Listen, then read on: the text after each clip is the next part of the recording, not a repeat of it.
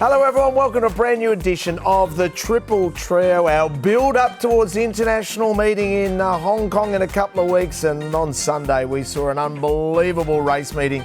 He's the best form analyst in the business in Clint Hutchison, and the other guy happens to be in the Hall of Fame. That's how good he was. Hutch, there's a lot to celebrate from last week. Damn, it was good. What a week. Like you said, we've got a lot to get through. I'm looking forward to this show. Those performances that we saw last weekend. We've had the announcements during the week as well of what will be running at the international meeting just a few weeks away. So looking forward to it. Yeah, well, what a Sunday, Shane. It was extraordinary. In the morning, I was speaking to one of the most respected people I know in racing in Australia. I'm not going to mention his names. He's old. And I said, I think this horse is a superstar. You got to watch him. And he's been around a long time, and he rang me straight after the race. He said, Shane, I've been watching this for 70 years. I saw Vane. Vane was the best sprinter I've ever seen, better than Black Caviar or any of these the last 30 years in Aussie. He said, after watching that horse today, I put him on par with Vane. Wow. That's how good he is. And I'll tell you something, his performance last week, I don't use the word champion hardly ever. I'm very closed about that. It's used too much. I think that horse could be a champion. It's all ahead of him. He has all the attributes if he can stay fit, sound. I mean, the key to champion, and Shane, you know it better than anyone, that's why you're a champion in the Hall of Fame, is actually longevity. Can he put together an impressive long career, and then he'll definitely be a champ? Well, he's got to keep going. There's no doubt about that. But what he's done is he's just kept improving. And, you know, you don't see horses like Sack bustles them out of the gates. He rides them so well. He knows the horse. He puts them into the perfect posse. And not too many horses can make two runs in a race, but he can. And when he pulls them out, and to be quite truthful, we don't know how good he is because Sack hasn't used that the last couple of meetings where he's had to really go for him the last 100. He's under wraps. He's outstanding, just outstanding. We're going to break down that race and many others a little later on in the program. Huge show coming up. Nicole Purton's, of course, part of our show, and she's done a very interesting story. I'm very much looking forward to Girls Who Golf, if you don't mind. Okay. Lyle Hewitson, our very special guest, with a look towards Sunday as well. All your normal features, future winners from the team. But let's get straight into the meeting on Sunday.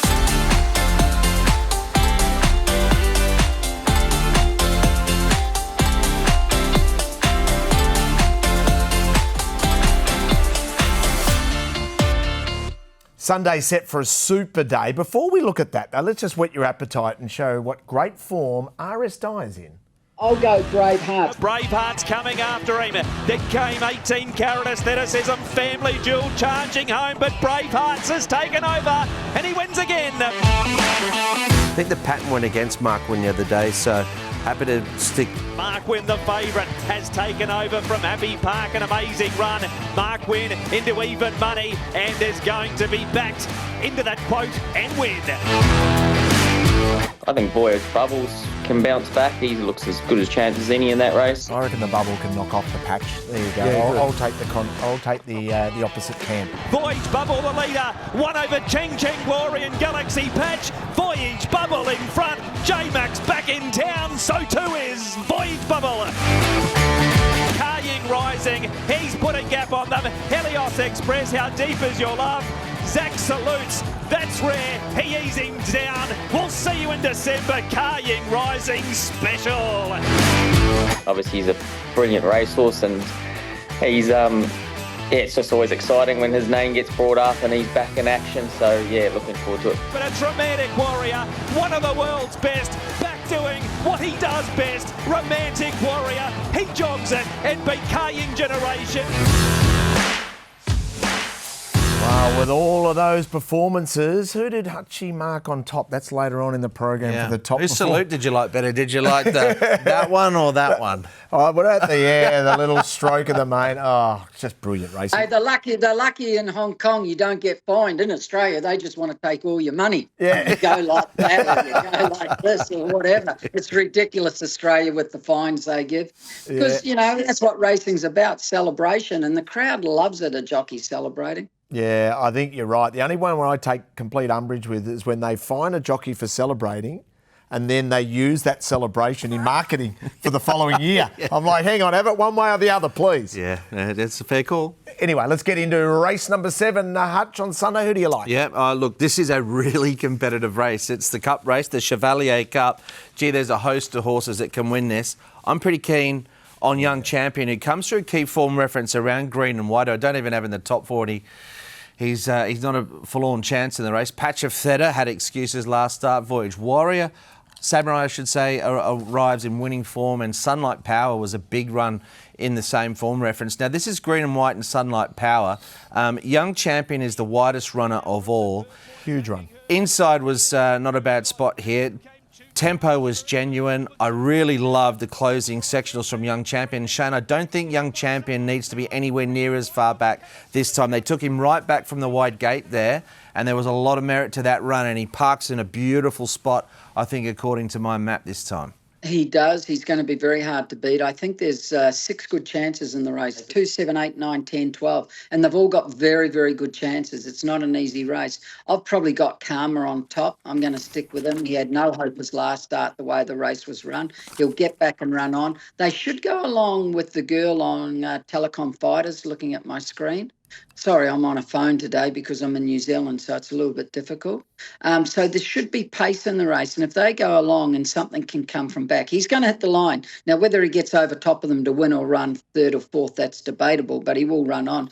But it's not an easy race, Clint. It's a good race. I've got Karma on top from Young Champion, from Sunlight Power, from Patch of Theatre, but there's still a couple of other good chances, mate. This was a race that suited Karma. They sat back off a good speed. I thought Patch of Theatre was excellent. It was his first go at the mile. Hugh Bowman chanced his arm early. He ended up being posted 3 wide, no cover, and we liked Patch of Theatre this day, and you liked Karma. You were right, Shane. I wouldn't be surprised if Patch of Theta turns the tables, though. He draws a barrier. It was a good decisive margin, but there was a lot of merit in that run. Little weight swing. And, of course, this horse has done nothing wrong as well. Voyage Samurai, he gets no weight. He goes up in class and he makes his own luck. So I don't think his winning's done with either. And if he can elevate up in grade, and I don't see any reason why he can't, he'll be a hard one to catch again. Well, he's got gate 1. He's got 115 pounds. He's either going to lead or sit 3rd defence behind Telecom Fighters. I would say he will take a sit like he did last start, and he's got a great chance. Naturally, he's now going from Class 3 to Class 2, and it's a harder race, but it wouldn't be a surprise if he won. It's a very open race, and it's hard to really make one stand out, and I don't think there'll be a clear-cut favourite, Clint, in this. No, I agree, and it's a kind of race, Richo, where we'll frame a market as we do on HUTCHI'S Honkers, and then, it'd be a race you'd be happy to play your sort of 3rd pick or 3rd rated runner if they're the right price. It's that kind of race. Like, it's almost like a $5 the field, and we'll just see where the market lands. I'll be backing a few in the race, and the ones that are the overs, and I hope you get it right, because but Young Champion's the starting point. Yep. I'm with you. That was a terrific run. What about in race number 8? Yeah, this is a bit thinner. There's not as many chances here. I think Lucy in the Sky will take a lot of beating. Progressive horse. Charming Legend's a really interesting newcomer. We'll do a Group 1 on him at Goldmine shortly. But he's 2 from 2 in Sydney on wet tracks. Alfonso is from Victoria, ran well first up. And it wasn't a bad run from Eris Nova on debut in Hong Kong. Now, firstly, here's Lucy in the Sky. I thought he was well ridden. He had his favours. He does go up in weight, and it's tougher for him with that 3 kilo rise. But he's ultra consistent, Shane. Gate 10, not that worried about. He'll go forward anyway. Yeah, he'll be in the first 2 or 3. The other horse, First Love, went well, but once again, he's got gate 12. He's going to get back. I've got Lucy in the Sky on top. I've got one here, Winning Gold. He went terrible last start, but he was going from 1,400 to a mile, and this is a classic example. He gets back, he runs on over 14, and it looked as though he really needed a mile or 2,000. So they run him over a mile, and he really didn't get it. He didn't quicken, and he was weak late, which was a huge surprise to me. So he's dropped back now to the 1,400. He's got gate 4, he'll get back, but he could be overs in this type of race, Clint, I reckon. Yeah, he could be, and the cheek pieces go on as well, and he's had the hood, which it retains, but I like the winkers or the cheek pieces going on, because he's a horse that can sort of not hold his spot through the early stages, and Here's a look at Alfonso. Now, this horse, of course, tell you what, talk about colours that are in form at the moment. The Yulong camp, they are winning everything in Australia, and good luck to them. No disgrace here in chasing Glory Elite. There was a real pattern on the day. He was in the right part of the track, Alfonso, but the couple of key pluses. Second up, he'll strip fitter. 1400's a big plus. He won at Flemington over 1400, and he's a nice horse going forward. And once again, I think he'll just need a bit of luck from the gate, but I like that first up run from him. We had something on him that day. He wasn't good enough. Shane, what did you think of the debut? Very good. Mark Newman trains him. His horses are racing extremely well and they're staying in form, so that's a plus. The bad flip side of this, it's 1400 and he's got gate 14. And I know I say outside gates are great, but it's not going to suit him because he just hasn't got that pace to get across and clear them. He could get caught wide, so he's going to need a very, very good ride from James. But we all know how James is. He's outstanding, so he could give it. He's definitely got a chance, Clint. G1 Goldmine, let's have a look through their lens at a horse called Charming Legend. Yeah, we love the data-driven, statistics-based Group 1 Goldmine form. It's a fantastic site. Particularly, we've got the sales in New Zealand at the moment. If you are purchasing, this is a website and a product you definitely want to use often, but we often like to use it just to get a bit of a distance profile on some of these horses, because he was 2 from 2, Charming Legend, in Australia, and they were both wet and a soft and heavy track. So it's interesting. This is saying he's a 1400 miler type. Bon Ho, he needs no introduction. And this horse is trial well. He could be better on top of the ground. It's hard to know. Didn't mind his trial. Danny Shum hasn't overly taxed him early. He's given him an 800 jump out, another trial. It's not an arduous campaign leading in, but there's something there. What did you think of his trial, Shane? I thought they were just okay, nothing special. And you're correct. He only had the 800 and the 1200. The 1200 wasn't bad. It was good, but he's going the 1400, of course. Just got to get this up here. And I would like to have seen him had another trial to be that little bit tougher. That's the worry with me. Is he seasoned enough? Is he tough enough? He's got gate 7. He'll probably be midfield to forward, I would say, with Zach on. He's not the worst, Clint, but I just would have liked to have seen him have one more trial. It's interesting with Bon Ho. He's got a lot of good horses. He's brought this guy up. He's got Zach on. The market's going to like him. Yeah. And he's clearly got ability, but I agree with what Shane says, and I'm taking a similar view. I think that we'll see a fair bit of improvement to come from the run. That's not to say he can't win. If he does, he might be a really good horse. Name's always... The only thing I will say, Clint, with him, this isn't a strong race. Exactly. So it actually brings it in. It's not like the race we just previewed. What race was it? Race 7. That's a strong race. This is not a strong race, and there's not many chances in it. Yeah, and there's a couple there, like you said, horse that you made mention of winning gold, and the other one that could run well, Eris Nova, wasn't a bad run first up. Put them in your exotics as well. And don't adjust your sets when you're sitting at home watching this. Shane Dyer's face is looking that fresh at the moment. That's just the way he is. How good is he looking, eh? Yeah, he's looking good. He's got the IKEA maybe in New Zealand. Correct, he's at home.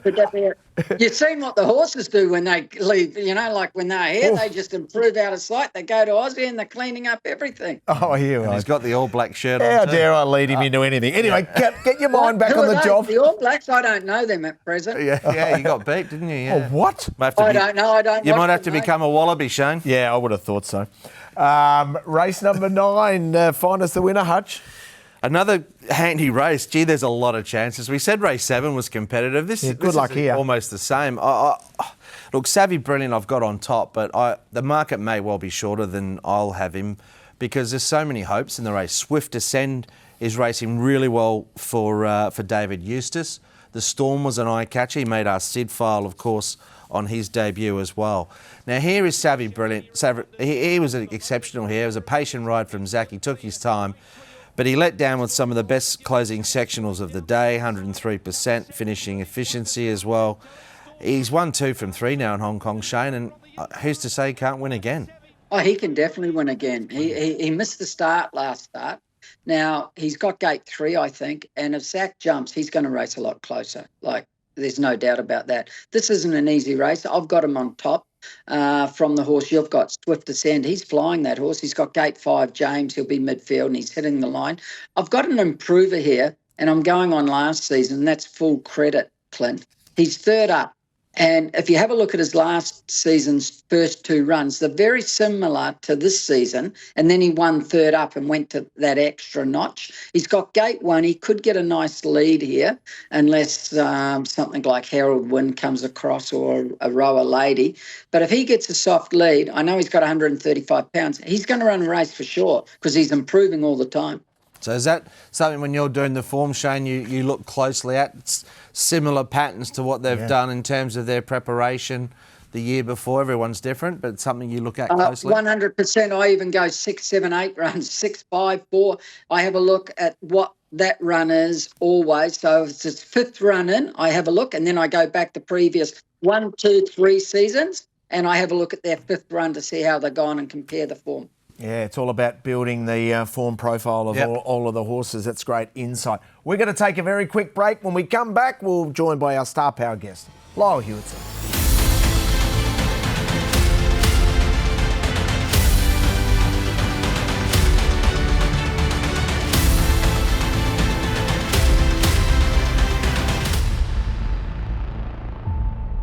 Full Credit is in the lead by a length over Polaris, and then Captain Win Module Construction. But Full Credit, he's a really nice horse and he wins the last. Golden Luck in front, Wood on fire, up the inside, Happy Soul, Golden Luck holding them at bay, and Golden Luck home. Sweetbriar, though, with the pink shades on, has rounded them up for Hewitson, and Sweetbriar off and gone for the prize over Smart Fighter. Always a great pleasure to be joined by our special guest. He's a friend of the show in Lyle Hewitson, who joins us from Hong Kong. Good to see you, Lyle. Things are good, my friend? Yeah, all good. Professionally, things are a bit slow at the moment, but, you know, Hong Kong can be like that. So the wheel turns, just keep knocking at the door, and a bit of luck will fall our way, and that's all we can ask for. So keep pushing. I've got numbers and support behind me, so I'm going to make the most of that. And when it does turn, I'm sure it'll come through like London buses. If you can just convert a few of the seconds and thirds, so 6 winners, 10 seconds and 10 thirds. My God, you've been so close. Yeah, it's frustrating, but I guess, as I said, it goes that way. You know, I've had, even just Wednesday night, for example, I had one wrapped up and the horse ducks underneath you and you get caught in the post, and just a few bobs not go my way. But eventually they'll be going my way, and I'll be in the right spot at the right time. So yeah, like I said, you don't get despondent, because I've been through a lot worse here in Hong Kong in 2019, and I know how things can change. Yeah, it can change quickly, Lyle. And I suppose this season, you know, apart from, of course, Zach has got away to an unbelievable start, you know, with the amount of winners that he's had. A few of them, you know, Andrea, Lyle, Alexi, you know, it's pretty tough to compete for those sort of second and third tier rides, because Zach and Hugh seem to be getting the bulk of the good ones. Yeah, but once again, nothing's really changed, you know. You could be jealous of the position they're in, for sure, but they have work to get there, so you have to respect that, and just know that one day, hopefully we're in that position that we can pick and choose rides, and if we've got too many in one race, we just separate them so that we can ride them all. You know, that's the ideal scenario. How did you enjoy your off-season short little stint over in Australia? Yeah, fantastic. We absolutely loved it. As I mentioned, it was very similar to being back home, just the way things are and people are. But obviously it's a much more affluent and smoothly run country. And yeah, we just thought it was certainly a place that we could look at calling home further down the line. But we loved our stay, and of course, riding a couple of winners and getting that experience in was the cherry on top. Yeah, we got some news recently that your compatriot, Matt de Kock's going to go back at home and join Dad as well. So interesting. He's been here, of course, but young family, and he's heading back to SA. Would he be going back to potentially sort of take over? Because Mike must be pretty close to retiring. Yeah, well, look, I was pretty surprised by it as well. I stayed with Matt while we were there in Australia, and yeah, look, I think he's also got aspirations to train Group 1 winners, and who knows, maybe further on the agenda he wants to train in Hong Kong or something like that. So he needs to, in his own right, be training some Group 1 winners, and I think this gives him the opportunity to do that. But more importantly, like he's mentioned, he's just had another young one, and to bring them up in South Africa around family, that support is always important, and I think it's was one of the things that was in the forefront of his mind. Shane, we'll bring you in here and have a look at Lyle's rides for the weekend. We'll put them up so you can go through them. Anyone stand out there, Shane? The last race for sure. He's got a great gate. He's got gate 14. He'll go forward. He might lead. He might sit second. He's going to be very, very hard to beat. He's going to the mile. He ran the mile at Happy Valley with a bad run one night. He ran third.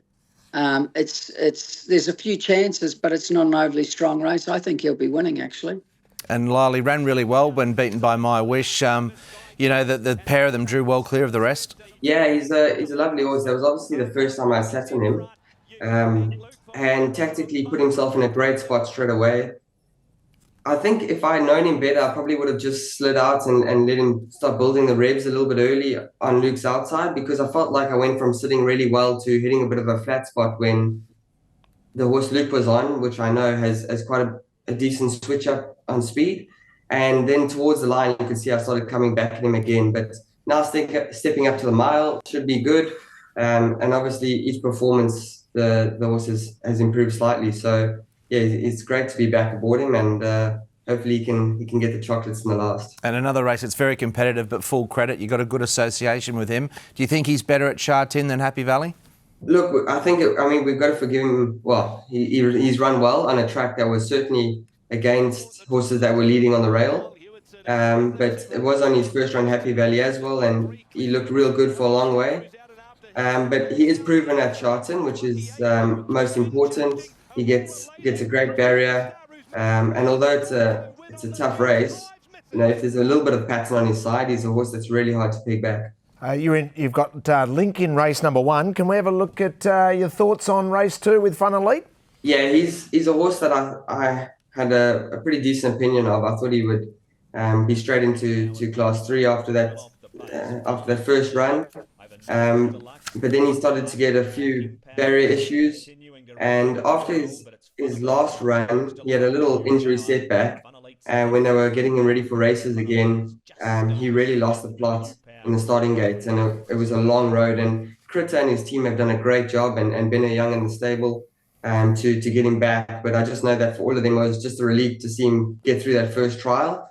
And then since then that I've been on him in his next trial and in his work, he's calmed down a bit. So hopefully that's all, maturity and coming to play, because he's certainly got the ability, and he's been off for 8 months, but he's a decent horse, and certainly if he's almost there, he could win a race like this. And just a quick word on the newcomer from Brazil. We don't see too many Brazilian imports. Luck is back. Yeah, well, he seems like a horse that certainly wants ground. He's not really quick, but he just keeps staying and keeps coming the whole way. So it's a starting point. He's big and heavy still, but each trial's improved. And I thought the last one, the horses we were around, was quite impressive. So we thought the fact that he performed well on the all-weather, it's a good starting point for him. And if he runs on and hits the line, maybe earn some money, would be a great start. But it certainly is just a kick-off point for him, we would expect. Yeah. And what about the international week? What's it like for you and the other local jockeys? I say, local jockeys in Hong Kong, with the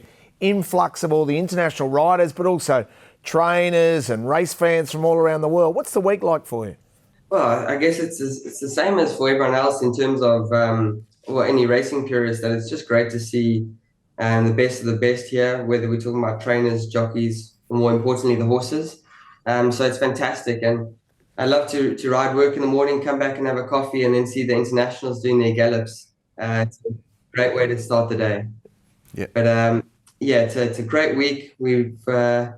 My dad's coming out. It's his favourite week of the year, so it's fantastic. I can spend that time with him as well. And Lyle, we plan on catching up with you as well. Yeah. We're going to make sure that you come along and join us while we're there for the week. He goes, you promised me a breakfast, so I hope that's still on the cards. Well, at least that's the least we can do, a breakfast. We've got more plans for you. Don't worry about that. Thanks for taking our call, mate. Good luck on Sunday, and we'll see you in a couple of weeks. Thanks, guys. As I've always said, the show seems to bring a bit of luck, so please, thank you. Yes. Yeah. There we go. God seem to have winners. Yeah, that's what we need. Just a few of those seconds and thirds into winners. Our special guest there in Lyle Hewitson. Well, we go from one star to another, from Lyle to Nicole Purton. And Nicole Purton's telling us all about, I'm going to like this, Hutch, Ladies Who Golf.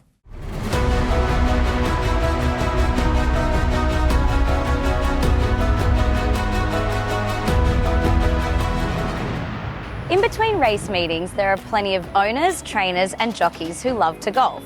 But there's also a few girls from Racecourse Gardens who are enjoying the sport as well. Today, playing Clearwater Bay with me will be Danielle Johnson and Stephanie Thompson. Come and join us on the ride out to the course so you can find out a little bit more about the girls who golf. So I grew up in racing. I was born into it. What about you girls? How did it start for you, Steph? Same as you. I've always been brought up in it. My great-grandfather trained. My pa always helped out, and Dad's a trainer himself. I got two older brothers. They're both jockeys. As we all know, my husband's a jockey. It's pretty much always been in my family horses have from day one, not just racing.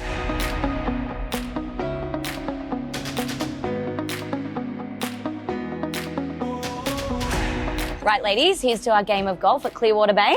Cheers. May the best woman win. Which will be me.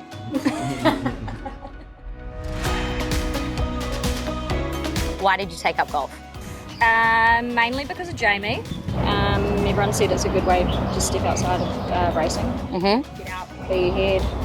I wanted to be involved in what everyone was doing, so pretty much this is why.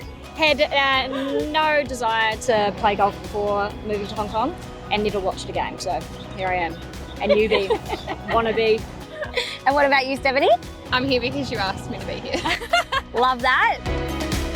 So I know we're just playing for fun today, but it does interest me with you girls, seeing as though you've seen a different side of horse racing by actually competing. Do you find you're good at watching the races now? Like obviously supporting Ben and Jamie? I'm definitely not a good watcher of races. More so I get nervous because I'm not in control. You see things that probably someone that hasn't ridden a race don't see. And for me, like if I see Ben in a sticky spot, it makes me nervous because I know exactly what he's looking at.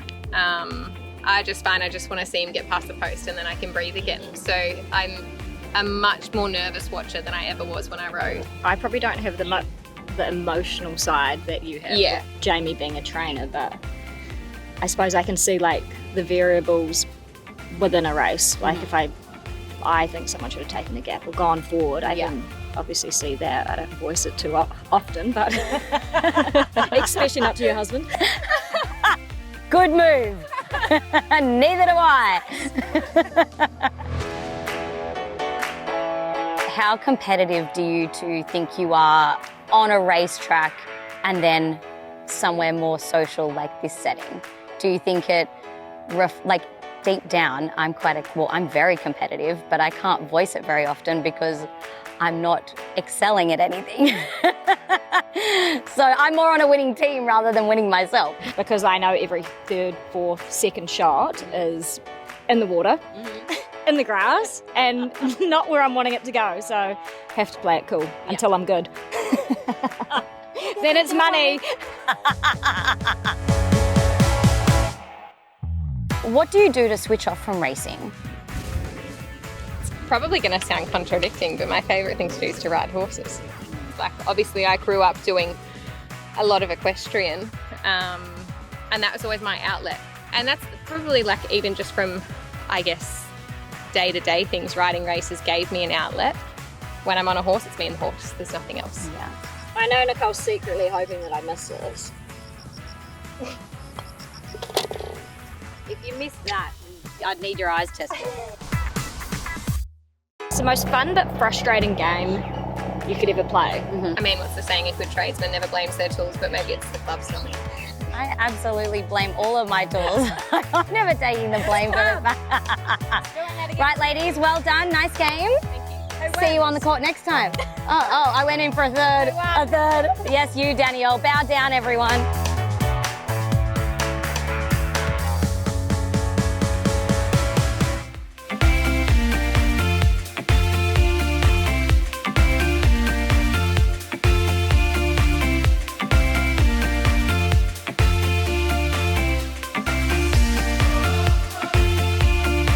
HUTCHI'S form files, and this is the big question.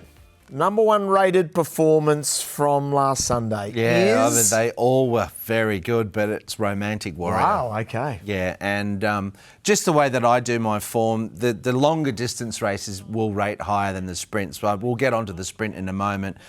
But there was really good speed here. I love this part of the race, Shane, where J-Mac just quickly came off the fence, gave himself clear running, and then just tracked into the race. Look, he won as expected, but he ran good time, and he put in a similar platform a couple of seasons back before elevating again in the Hong Kong Cup. It's a very similar mark that he's posted, and he improved 2 or 3 lengths off that when he went to the International Cup. So this is a great training performance from Danny Shum, 6 months off the scene. And Shane, you must have been, well, it was a win as expected, but what were your thoughts? Oh, he was awesome. But what it proved to me is how hard it is to travel horses. He did that 2 years ago. Remember, Clint, as you said, he was awesome winning that day. It was unbelievable. Then last year, first up, I think it was the Turnbull or whatever it was. Turnbull, yep. He was disappointing, right? I didn't think he was disappointing, but on paper he was. That's how hard it is to travel horses. This year, oh my God, you saw what he did. He was just incredible. It was awesome. He's just a winner, that horse. Yeah, well, he had a couple of extra hurdles, didn't he? He couldn't trial the feed. I mean, when you look back on it, it was amazing what he's actually managed to do. And he only That's what I'm trying to say. Yeah. It's quite an amazing effort to go over there and win a Cox Plate, because you've seen what he did here first up and you've seen what he did there, and it's not compatible. You know, that's how hard it is to do it. Yeah. So keep in mind, 12 months ago, question without notice, 12 months ago, his lead-up run to the international meeting was the Cox Plate.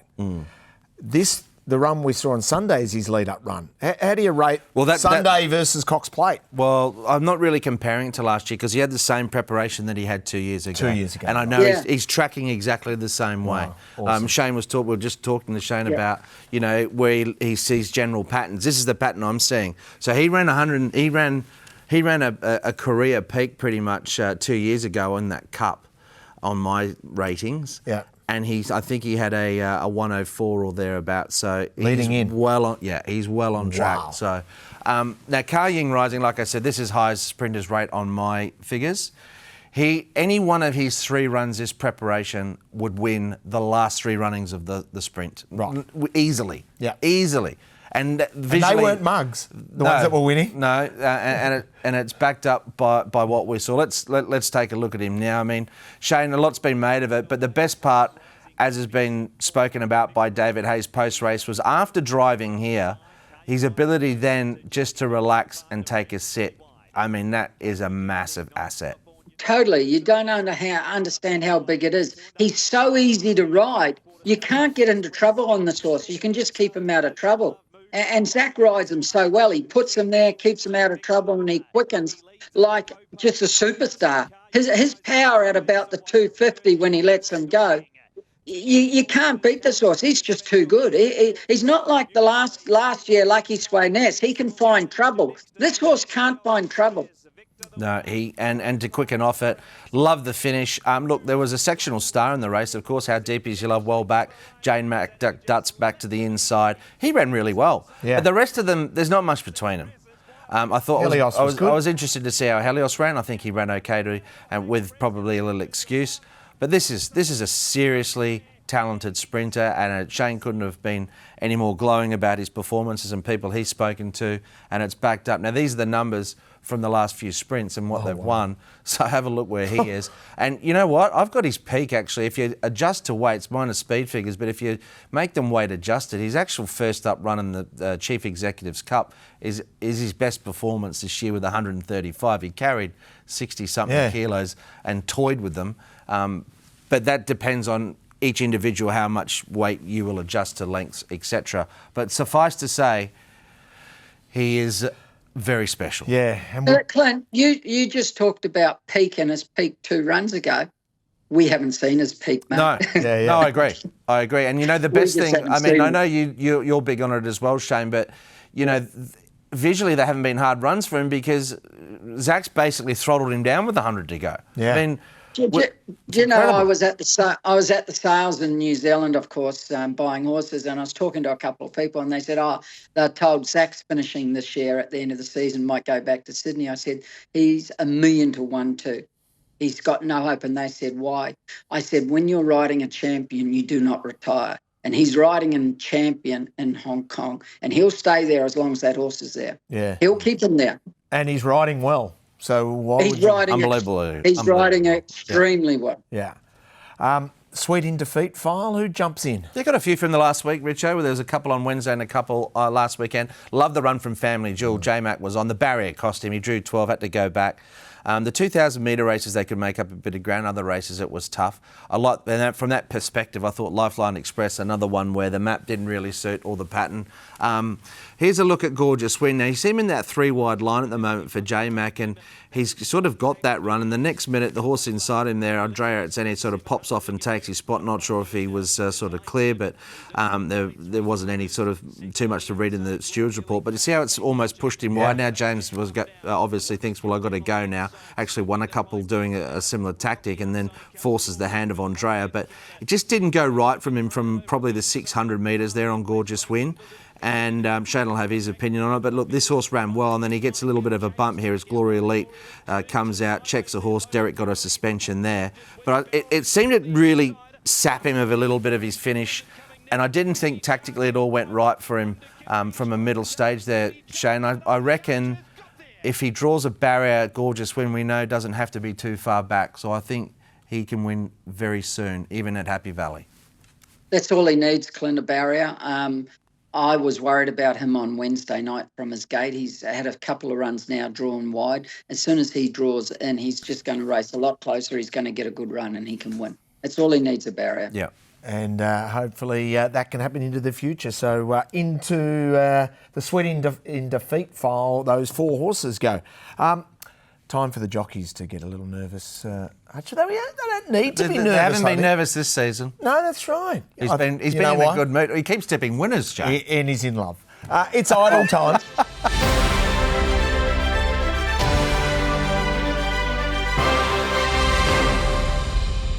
All right, Golden Boy, lead us away. Who have you got your eye on from an idle point of view?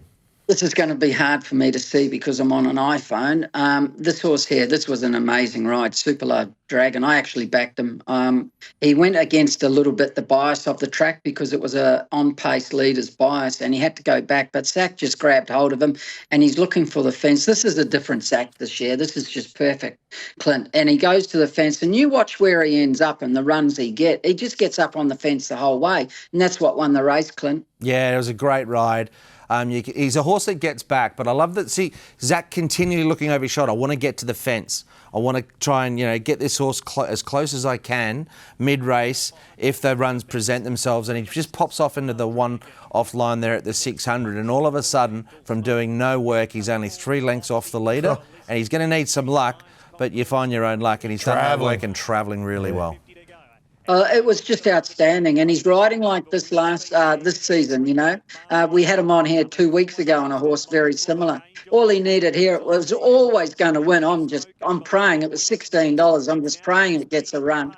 And he just did everything right on it. It's just a perfect ride, Clint. It was the best ride of the 2 weeks. Yeah, of the week, I should say, 2 meetings. I think it was the best ride, and fortunately for us subs, we had something on too. I'll tell you what was a good run in the race. Mark Wynn got absolutely pestered in between runners. Hate that spot, Shane, when you're one off and driven mad either side. He was well back favourite, ran second, but stick with that horse. I think it was Windspeed. It was a terrific run and defeat in the blue colours. Yeah. Yep. Shane, can you do me a favour and break down the Voyage Bubble versus Galaxy Patch performance last week from a jockey point of view? Do you know how I said 2 weeks ago that you got to ride this horse quiet and get him travelling, and as soon as you try and go forward on him, he won't win? He tried to ride him far too close. If I'm on him in this race, he's 4 or 5 lengths further back last. We're talking about Galaxy Patch. Yeah, he never got him. He rode him too close, far too close, right? So he should have been 4 or 5 further back. Now, have a look at the times here. He's gone 12 lengths faster in this race this year, this time than 2 weeks ago, and he's not on the bit. He's not travelling, right? He should have been 4 lengths further back, and he's trying to be closer, maybe because of the track, and it was off and it was on pace. But if you have a look at the race 3 weeks ago, he's hard on the bit because they're going so much slower. They went nearly 2 seconds slower in that race 2 weeks ago. And he pops off at the right time. But in this race, he's trying to chase and he comes out too early to be in a 3-wide position at the 1200, and it's just too soon. Then he gets pushed 4 wide and he's working around the bend. And when that happens, he cannot finish. It's impossible. I knew he couldn't win here last week. He had done far too much work. And if you have a look at his sectionals, it tells you he can't finish because he's done too much work early. And I told you 2 weeks ago, Clint, this is a very hard horse to ride, and he's got to get under you travelling. And this proves what I said to you 2 weeks ago. Exactly. Now, he should have been 4 or 5 lengths faster, further back, and he could have come home in low 22s. But because he worked too much, he can't. It's just impossible, Clint. Yeah, no, agree with those points, and he certainly had excuses in defeat. It was interesting.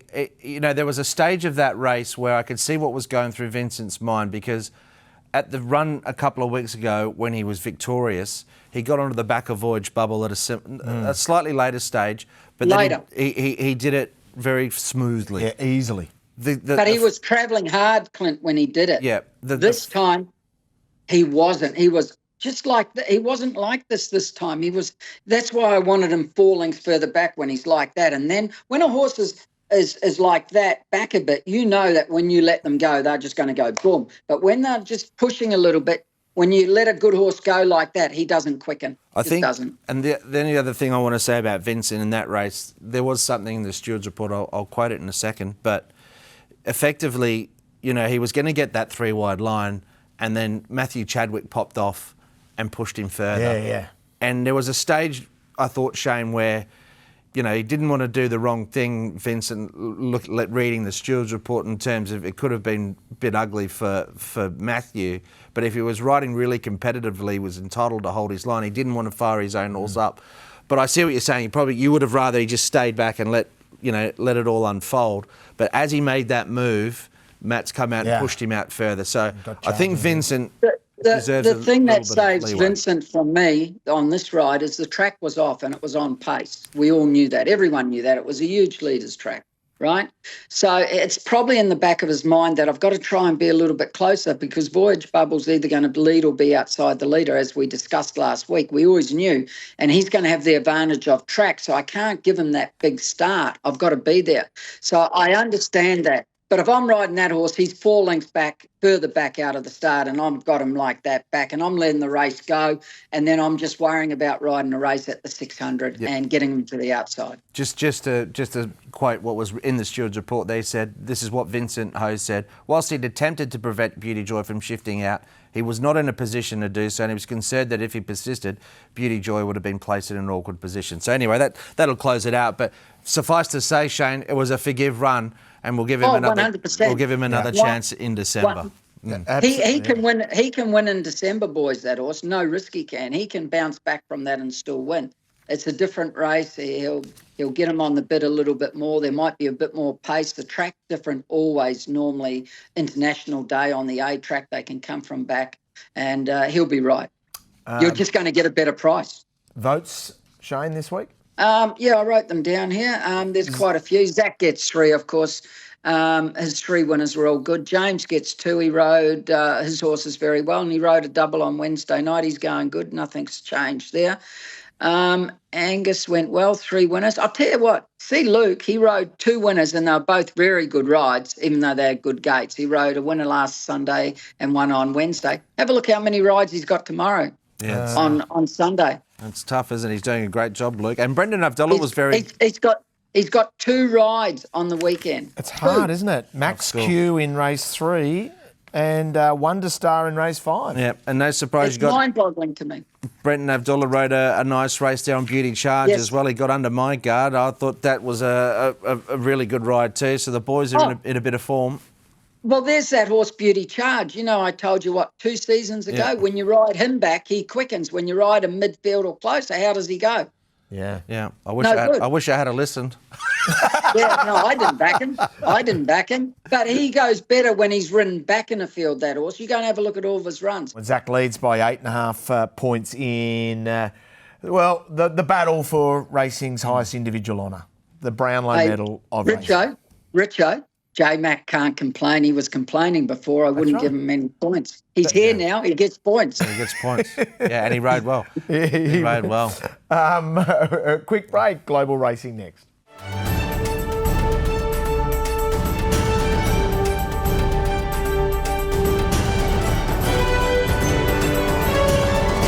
Let's talk global racing, and from a Whirlpool point of view, a big announcement during the week, which is magnificent. This Whirlpool continues to grow. So 12 Group 1 races in Hong Kong. For next season will be run as Whirlpool races. I say next season, but it actually starts international meeting in a couple of weeks' time. It's absolutely fantastic. The Cup, the Mile, the Sprint, the Vase, all part of the Whirlpool. And then, of course, in 2025, all of the features from Hong Kong will now be part of the Whirlpool. I mean, the growth of the Whirlpool is amazing. It started at Royal Ascot in 2019. It is growing and going bigger and better. And Shane, great news for you and for everyone in New Zealand. It's going to take in some New Zealand races as well. Group 1 racing in New Zealand. Big news there.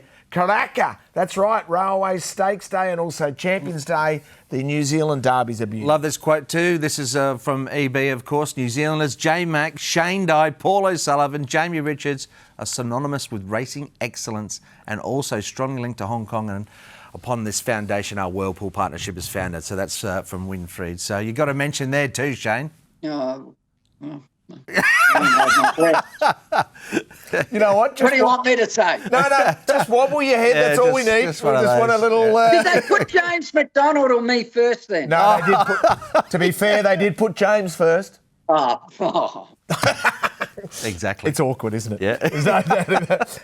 Whirlpool Moment of the Year. It's a chance for you at home to vote. You can scan this QR code and get involved. Put in your votes, an opportunity to win some great prizes. Of course, we're choosing between City of Troy's Derby, Celestial Legends, Doncaster, Laurel Rivers, Dubai World Cup, and also Rashabar's Coventry Stakes. So check out that straight away and get involved in a really good competition.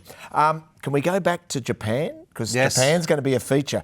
Soul Rush. We need to have a look at Soul Rush in the Mile Championship. Yeah, this was a great win. And, the mile form generally stacks up reasonably well in Hong Kong. It just depends how strong the local contingent in Hong Kong is. But came through with a good win. Of course, that is the highly touted European grey. Was it Sharon with Ryan on board, flashing home from back in the field. But like the performance of that horse, Soul Rush, looking at the figures, that is a horse that will be very competitive with the likes of Antino from overseas, tackling Voyage Bubble, etc. So I think that's quite exciting. Yeah, the mile's going to be a ripper. It's going to be an absolute beauty, and we've seen in the past, haven't we? They're always competitive in that race, and Soul Rush is certainly one of the best they've sent over. Of course, Sunday is the Japan Cup. It's going to be an exceptional race. It's always an absolute feature. Shane, you've ridden in it before. It's something special, the Japan Cup.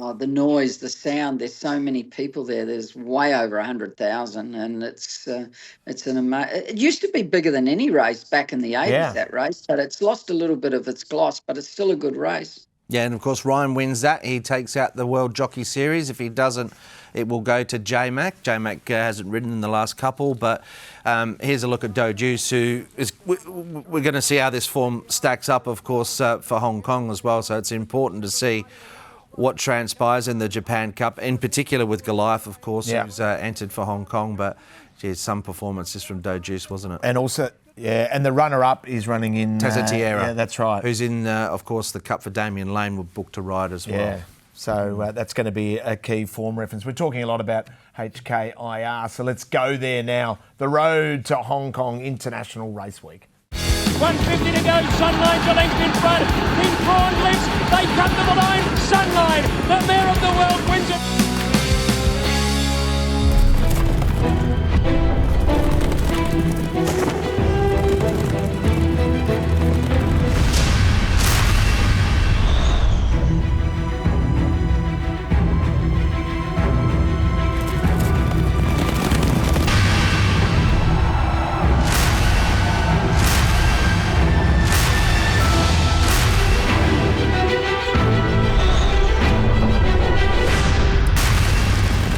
right there as that great week of international racing. It's up there with Royal Ascot as my favourite week of racing, and we're timed to the minute as I look at my Longines watch, which is right on cue. Let's start with the Longines Hong Kong Vase. This is going to be some competitive race. Yeah, it's going to be a ripper. So Goliath would just wait and see with the Japan Cup, and if they continue on, love to see him there, wouldn't you? Without a fight, thank God we've got some Australian representation in Hong Kong. That's brilliant. He's going to be a very good chance on the back of his run, of course. Huge. In the stakes race at Flemington, where he was third to Via Sistina.